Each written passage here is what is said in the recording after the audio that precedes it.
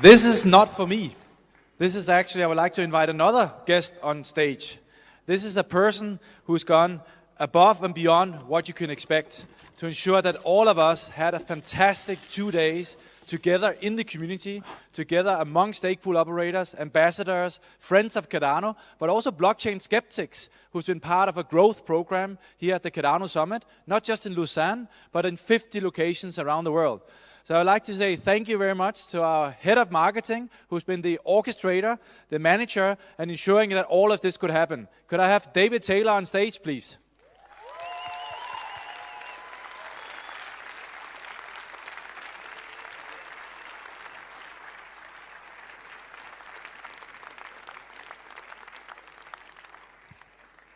Uh-oh.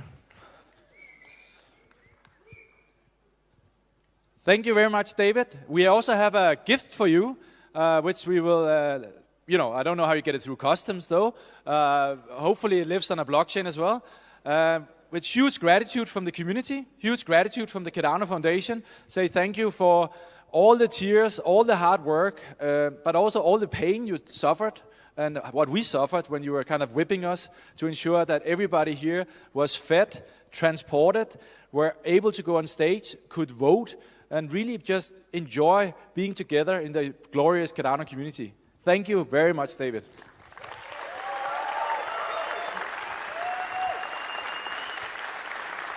Well, I certainly didn't expect this in any way, shape or form. Firstly, if I had done, I wouldn't have opted for a handheld microphone. But it's all for the Cardano community. Just been speaking to Charles backstage. Obviously, it's been a lot of hard work by a lot of people, not just us here in the building, but everybody around the world. So thank you. Thank you very much. Frederick, do me a favor. Let's grab a little photograph of both of you down there. There we go.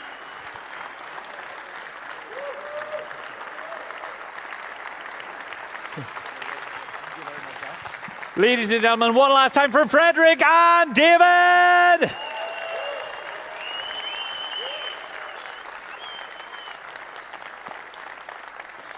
This has truly been 2 days to remember. Not only have we thought big about our future, not only have we invested in you, the Cardano community, but we have truly reimagined what our future will be together. And remember, every single one of you are at the very center. I couldn't help but be inspired by the phenomenal success, the energy, and the shared sense of achievement at last night's awards. And I know that that same energy will carry you all through into the future.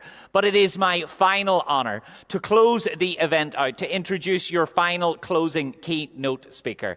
I know that you will join me with your excitement, with your enthusiasm. Cardano, please give a huge round of applause to your closing keynote speaker, Charles Hoskinson!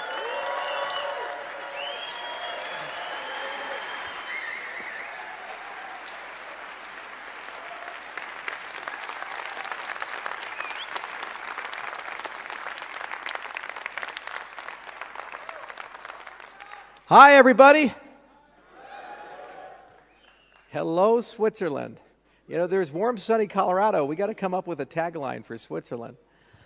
First off, I'd like to thank the Cardano Foundation for everything that they did here. It's really been an amazing event. I came in from Scottfest yesterday, and I had a chance to go to the award ceremony yesterday. There was pyrotechnics in the room, and community voting and all these kinds of things. Even Hosky made an appearance. I guess this is Tuxedo Hosky. And what was so incredibly humbling was just the vastness of this.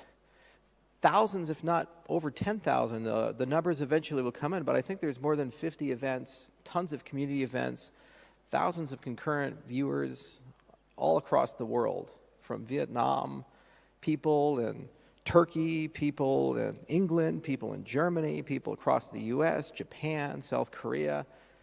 This started as just a small group of people in a room writing on a whiteboard.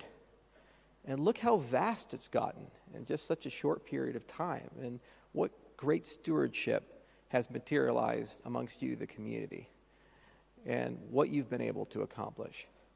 What makes Cardano so special is not the technology. It's always been the culture in the community. It's always been the approach. And we saw that very firmly this year.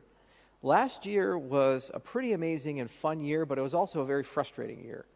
We saw pictures of bananas selling for $1 million. And they weren't even pictures. They were like a representation of a picture where you didn't even own the intellectual property, yet it sold for $1 million. And there were a lot of people making fast, loose money. And these incredible projects on paper come out, Luna and Celsius, and these amazing entrepreneurs praised by the media, like SBF at FTX. And they'd say, we know the future. And they'd say, oh, those Cardano guys, they're too old, they're too slow, it takes too long, peer review and evidence, we don't need any of that. You have to move fast to break things. The wrong way is the right way. People would even say that in interviews. And lo and behold, this year, the markets collapsed, one after another, like a bunch of dominoes. Meanwhile, we're here and strong. We are in one of the worst, most pervasive, most contagion-filled bear markets in the history of the cryptocurrency space. We've never encountered anything like this, where every regulator in the world is having difficult conversations at the moment, where every consumer in the world is a bit scared, where my mother calls me and says, are you broke yet? It's happened to some of you, too. Come on, show of hands. Yeah, there's a few. Yeah. Why? Because on the news media, what is it? One thing after another. Crisis, crisis, crisis. Scam, scam, scam. Failure, failure, failure. Crypto is over. I was just at Web Summit. 77,000 people. It's supposed to be a conference about technology. It's supposed to be a conference about bringing the world to the next generation of web technologies. And the panel they chose to put me on was 2 skeptics and a blockchain enthusiast. And we spent 15 minutes haggling and arguing over whether crypto is a scam or not.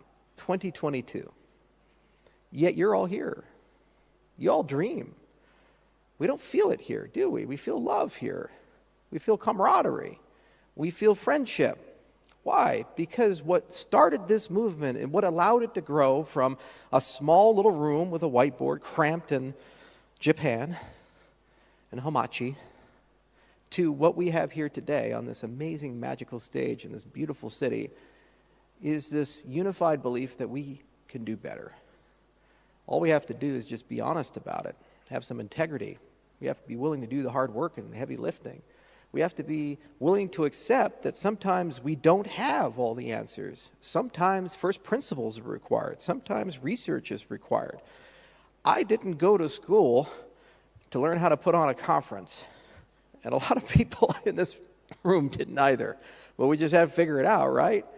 And I did it for a few years. Now the CF has done it, and every year it gets better, much better. What degree do you get to become an expert in game theory, distributed systems, programming languages, law and policy, and speaking before Congress, and God knows what else? Come on, there's too much here. I was just hanging out with some of the CF people backstage, and right before that, they showed me this beautiful bottle of wine. You guys remember the country of Georgia? Well, they closed the deal, and the CF has this amazing thing that they've done with the country where you have a QR code on the bottle and you can scan the bottle and it tells you all kinds of stuff about it, and it's on Cardano blockchain. That was something we were talking about as an example use case, as a hypothetical, and now it's a reality that you can hold in your hand. You think anybody knew how to do that when they started? No, we figured it out. It was a problem to solve. The world works a lot better when you have a problem-solving mentality and you eschew cynicism. Because every problem you run into is not a wall. It's a fun challenge to figure out. Every barrier is just an excuse to figure it out how to get around the barrier. So many times in life, when you look at your life, you have to either make one fundamental decision. Does life happen to you, or does life happen because of you? There's too many of us who have been convinced by the media, by Hollywood, by friends, by parents, by people we're in relationships with, that maybe we're not in control of our lives, or we just have to accept our lot in life, deal with it. Perhaps luck will be on your side, and every now and then something good happens, but for the most part, just bear with the bad, and that's that. That's life. Accept it. Be stoic about it. What this movement has been a quixotic rejection of the concept that we don't have a say. That's the core of it. Crosses languages, it crosses cultures. The sun never sets on Cardano, never has and never will. When we look at the Catalyst statistics, over 160 countries are represented amongst the voters in Catalyst, and that's only a subset of the holders of ADA, less than 10%. 160 countries for something that was built less than a decade ago. Imagine that. And what does each and every person there think? I can, I will do, I will build. Together with us, we're going to figure out how to solve these problems. Life is not going to just happen to me.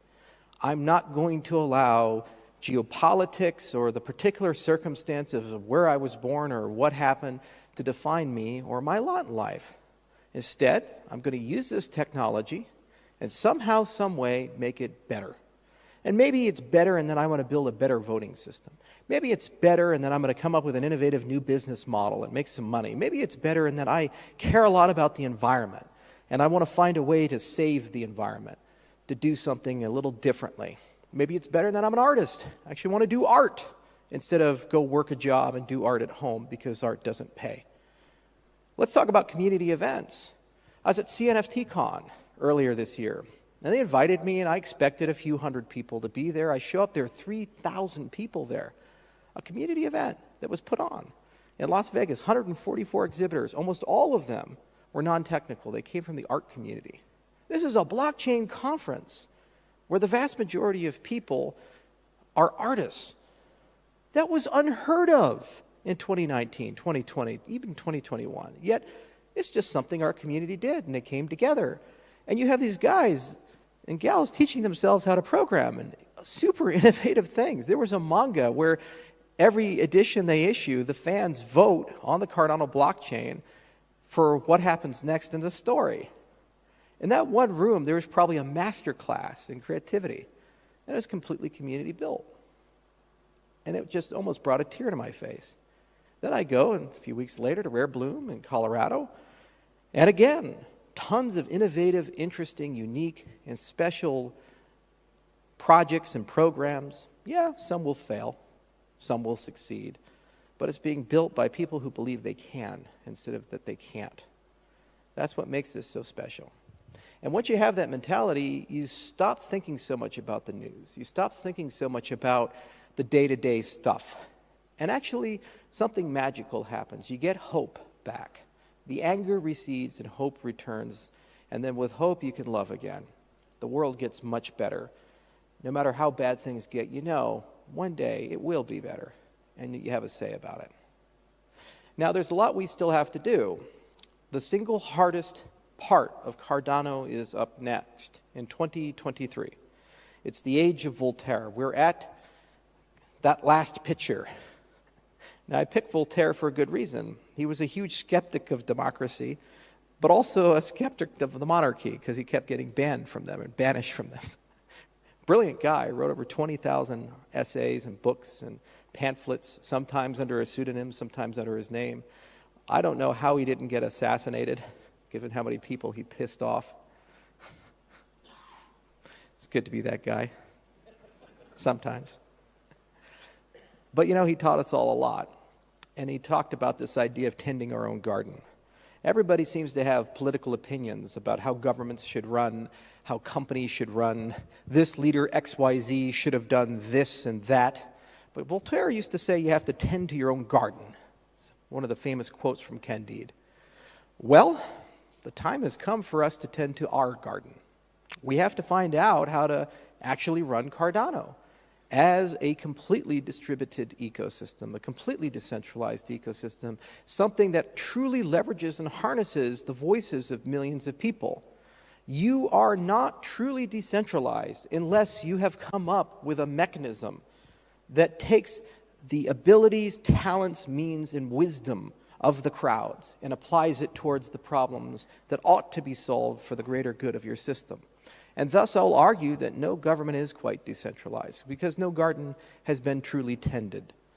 So many times Again, things happen to us. We're ignored. The best people don't lead. The best people are trivialized. We saw this with COVID. We saw this with wars. We see this with the leaders of nations. We ask ourselves, how the hell did that person get elected? How is that person in charge? How is that decision made? In my own country, the ruling party, the top 3 people in their 80s. And I see them speak, and I see the ideas they have, and I ask myself, in a country of 300 plus million people, surely there must be better. And then I look at the party that wants to replace them, and I see the candidates they give me, and I say to myself, oh, God. So we must figure out how we as an ecosystem can be better and solve this incredible problem that has plagued humanity for a long time. And I believe that there are 3 components to it. One is that everybody has to have a voice. You have to be able to give consent. It should never be the case that you don't have one. So we need to create a good voting system that has high levels of participation, and every holder of ADA, every member of this ecosystem feels that they have a voice, big and small, and at the very least they can leverage that voice to try to push things in a particular direction. Now, because you have a voice doesn't necessarily mean that that voice is the one that's going to win, but at least you were allowed to say something. So the great news is that we've already built an enormous amount of these mechanics. If you look at SIP 1694, which we worked on, and there were some generous contributions from Matthias Bencourt, who's from the CF, that SIP is the beginning of a conversation about how to reuse things like the staking mechanics, the way stake pools work, the way that delegation works to stake pools for delegated representatives.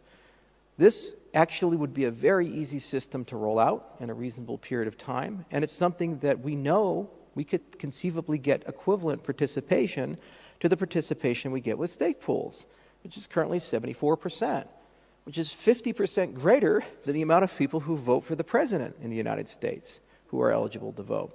Pretty good participation if we can get there. And it's a good way for thousands of people throughout the world to rise up and become delegated representatives to express ideas and directions and strategies and disagree and agree and come up with all kinds of raw, chaotic governance. Now, that alone is not sufficient for us to be able to unlock and harness the power of the community. You also need great institutions. Institutions are bastions of complexity. You see, to have good things in life, like airplanes and trains and this microphone, the lights, to go to a hospital and get surgery and survive, you need to have expertise. People need to devote their lives to thinking about these things, to studying these things, to working hard. So institutions are the places that we construct, whether they be universities or hospitals or think tanks, and they should be enduring and credible and neutral. And their job is to take the problems that we face, whether they be research problems or problems with climate change or problems with supply chains, whatever they are, and think about them very deeply and try to propose some solution for these things. You need to augment a voice and the representation of voice with institutions we can trust. We built some institutions. IO, in a certain respect, is one. Has a huge research group, many labs. One I just opened at University of Edinburgh. We opened a lab earlier this year in Stanford. There's labs all across the world, 165 papers written. We have a huge engineering group. There's a lot of brilliance there. That engine can move in any direction, and that engine can solve most problems, but not all. There's another great institution, it's the institution that put on this conference, the Cardano Foundation. Within it, it has wonderful people with decades of experience in everything from regulation and law and policy and compliance and risk to now an increasingly larger group of people that understand things like marketing and branding, that understand, they did the Georgia deal, for example. And that institution's here to stay. It's well endowed. It's in Switzerland. It's politically stable. And so the key that we have to figure out is how do you embed those institutions in the right way to provide value for the Cardano ecosystem and make sure that they enduringly provide value and that more institutions come. There are thousands of potential partnerships that we can bring in, and all we have but to do is ask and partner. So another institution we're proposing and it's going to be a great fun debate to have, is a members-based institution, a members-based organization. Basically a neutral ground for people to come and have a governance and technical steering committee and all these things, to actually have domain experts, dApp developers, you, the people building on Cardano, have a voice and be able to suggest, say, and sometimes demand the things that you need to be competitive, the things that you need for Cardano to evolve and grow. If this is done in the right way, we could see it grow to thousands, tens of thousands of members, and run itself by the members for the members. Then it's a natural place for other institutions like IO, like Emergo, like the CF to plug into and add value to in their own way. You see, that's how you work together constructively. You don't tear things down. You don't say radically change things. You just keep adding. You just keep building. You let people fall into roles where they feel most comfortable and capable and able, and then each and every one can then add their value. The other thing is we have to make some heavy decisions about the future of Cardano. At ScottFest, we unveiled Ouroboros Leos.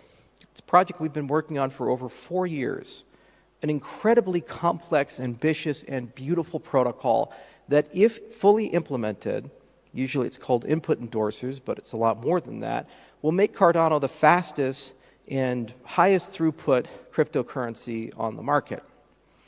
And it will always be pretty fast because it actually grows with data and network capacity. So as those things organically improve, your internet connection gets faster, your storage gets faster, these types of things, your processing power gets faster. You can tweak the parameters like parameters are tweaked with the update system to make the network faster. Now, there are some design trade-offs. There are some decisions to make. There's a lot of open question marks that IO cannot answer. We've gotten to the limit of what we can do as scientists and engineers. And now begins the conversation with the community. And what's so cool about it is that in the discussion of that, the debating of it, the use of the SIP process to decide the roadmap and future of Cardano, what's effectively happening is the great decentralization of development, engineering, decision-making, and ultimately the roadmap of Cardano. It's a changing of the guards in that respect. So this is why it's one of the most interesting and just incredible SIPs that I've seen. It's been too long where we go off into the ivory tower and write papers and think really hard and then go and write those things and try to figure out how to solve all the problems. We're not that smart. We have lots of credentialed people. We have lots of great processes, but no one is smarter than everyone. And the thing is, if you're going to change the world and bring billions of people on board, you absolutely need to have a mechanism to harness the whims, desires, wills, and brilliance of billions of people, not just a small subset of them, no matter how good that subset is. So combined with the MBO, I think Ouroboros Leos is a great opportunity to start talking about how we awaken as a true open source project, not just open source code, but an entire open source community of thousands of developers from thousands of projects, each and every one of them pursuing those projects, but in the process contributing upstream and making Cardano more resilient and powerful than ever. I believe we can do that. And again, it'll be hard. There's a lot of tough questions, a lot of education, a lot of workshops, a lot of things to be done. And that's why you have institutions like IO, the CF, and others, because they have the resources, the people to help shepherd and steward that process in a productive and positive direction and eventually allow it to converge to a point where decisions can be made and they have the consent of the masses. Now, we're not quite done in that respect. There are 3 pillars to this governance. The third is rules. You see, even if you have institutions and you have democracy, you do need some assurances that the rights of the minorities are protected. You need some assurances that human rights are protected. You need some assurances that a temporary hysteria of the masses cannot be used to inflict harm upon others. And that's why constitutions exist. You don't write a Bill of Rights because you're a trusting person. You write a Bill of Rights because you're a student of history. You write a Bill of Rights because you know historically things can and will go wrong. And even if you trust the virtuous leaders of today, the not so virtuous leaders of tomorrow may decide to abuse the power and authority that they have and derail the system. There's a lot of stuff here that people signed up for. Cardano has a fixed monetary policy, for example. There will only ever be 45 billion ADA. We believe that because of the reward function, but there's no reason why technically it couldn't be voted and changed. So it's probably pretty good to write it down somewhere and make sure it's pretty strong. This is closely related to DAOs. This is closely related to dApps and DeFi. This is closely related to a lot of the things that are currently happening across the whole industry when people are talking about decentralization. People are talking about code is law. People are talking about protocols. This is just making it somewhat explicit. There needs to be a constitution for Cardano, or at least a discussion of whether we should have one or not. And yet again, what this allows us to do is to see the values of everybody in the Cardano ecosystem and how far apart or how close together they are. And what it does give us is a consistency about the governance of the system and constraints to the governance of the system. So again, through the SIP process, the primary medium of change of Cardano, this is how we'll go about it. And we'll have that discussion. We'll work together in this respect. I don't know where it'll go. We have some ideas. Others have some ideas. And it's going to be fun no matter where it concludes, because it at least tells us where we're at and where we stand. And we're going to learn an enormous amount along the way, and my belief is whatever happens, it's going to be something quite interesting and quite good. It's exciting. How often in your life do you get to write a constitution? How often in your life do you get to build an institution, one that could stand the test of time? How often in your life do you get to build a better voting system than the one that you grew up with and actually see that voting system be applied and used to build great things? This is the age of Voltaire. It required Shelley and it required Gauguin because it required stake pool operators, many of which are in this room. It required Plutus developers, many of which are in this room. It required a large network across the world. It required all the people who have participated in Catalyst for the last 2 years from those 160 plus countries, millions of votes cast, because those people had to be primed, ready, willing, and able to participate in the process of building the government of Cardano, wherever it goes. And what's so cool about it is, like this conference, instead of hosting it, instead of having to worry about how does it get done, I am, like you, just a participant in it. There is nothing in my life more rewarding than that. To have seen something that I helped build grow to a point where I'm just a voice in a chorus. Just one man. As it should be.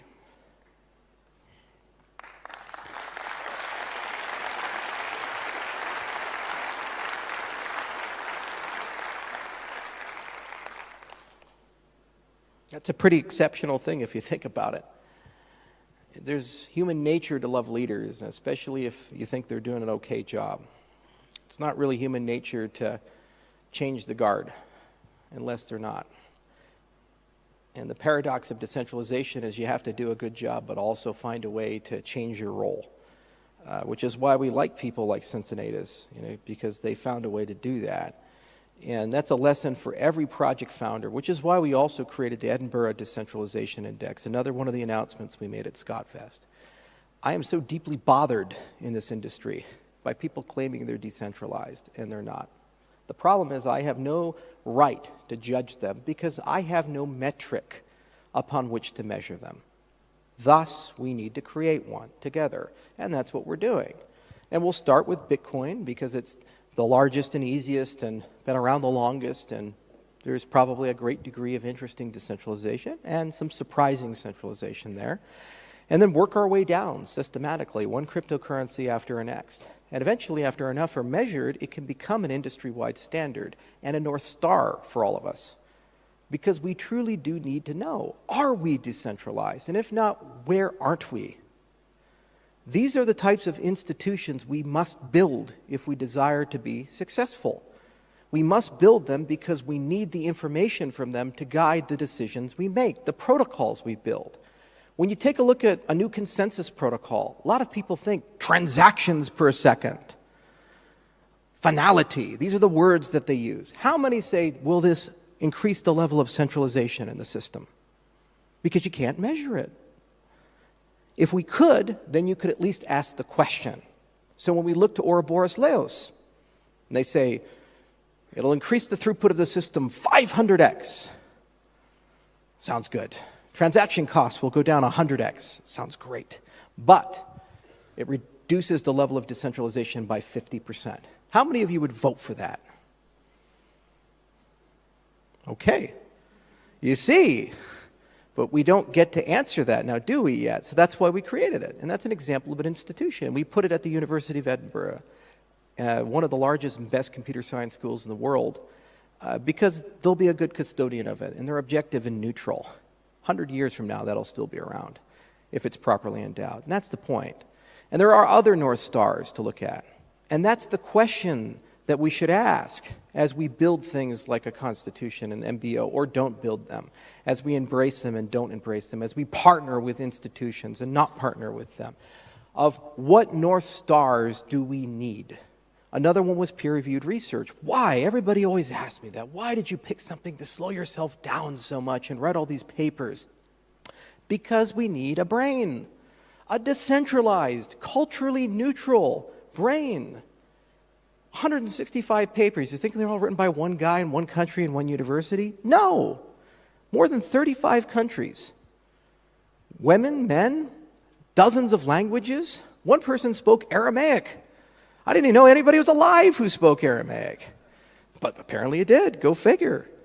Small community in Iraq.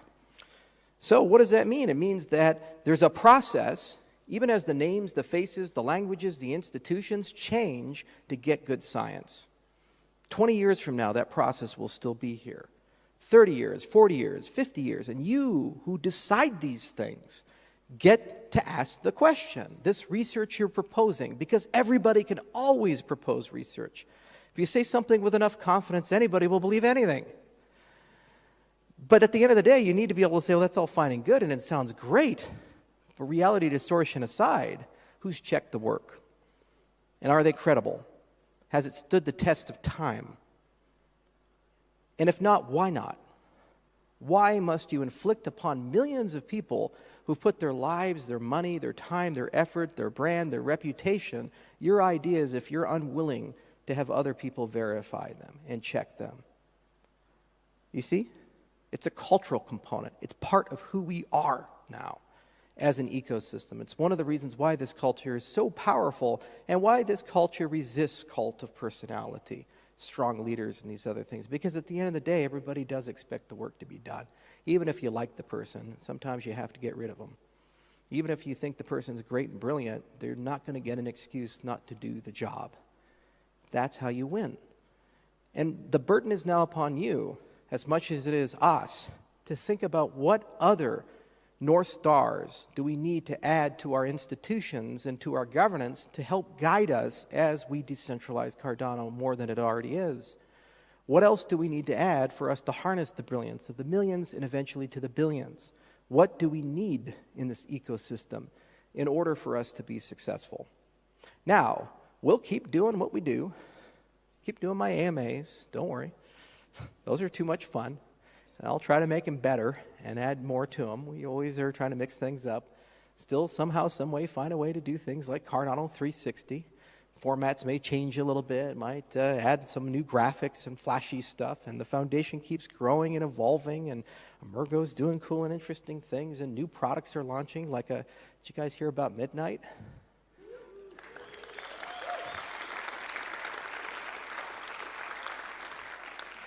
And that's a powerful one. Boy, I wish I could do a whole presentation on that. But that's going to happen. So that's not going to change. But the big thing that I think is going to change in 2023 is you're going to see a lot of new faces who are old faces. People who have been here for a really long time. Everywhere I go, I see I've been in Cardano since 2017. I've been in Cardano since 2018. I was part of the incentivized testnet. I was a pioneer. I did this, I did that.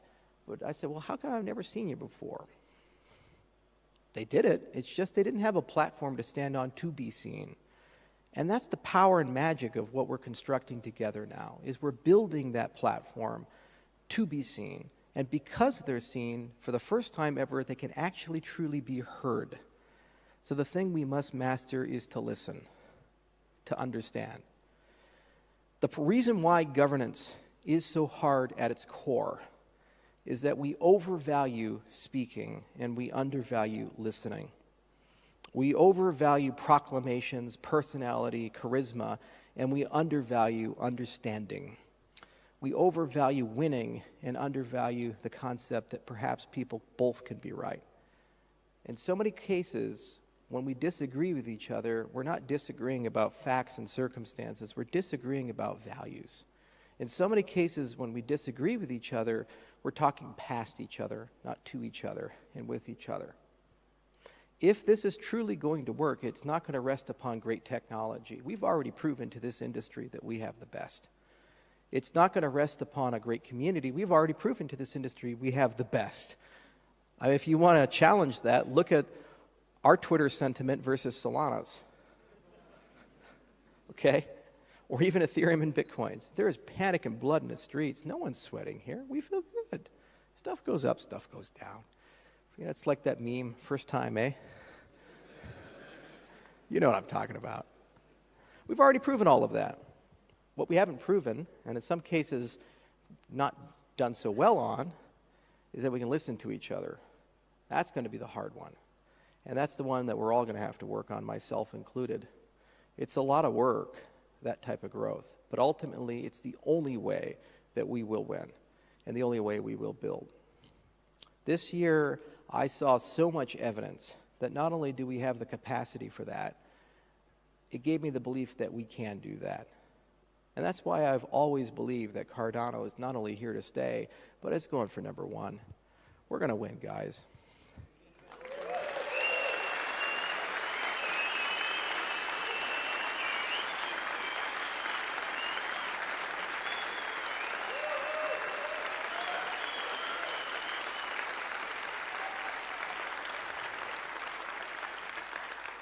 And after all, why shouldn't we?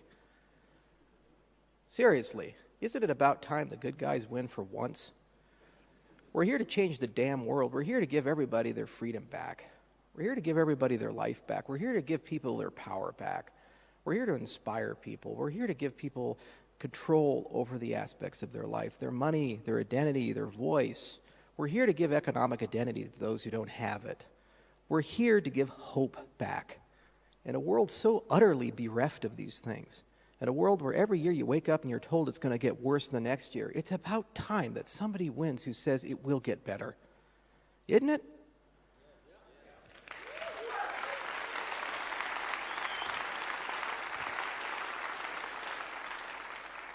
So that's why I'm here. That's why you're here. So let's change the world. Thank you.